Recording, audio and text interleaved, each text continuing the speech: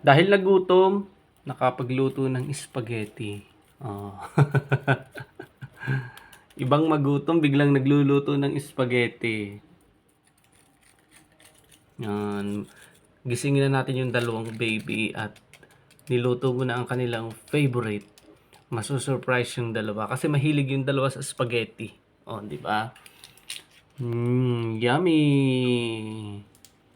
Dinamihan na ang hotdog kasi nag-aagawan sa hotdog. At uubusin pa yata ni mami yung isang buong cheese.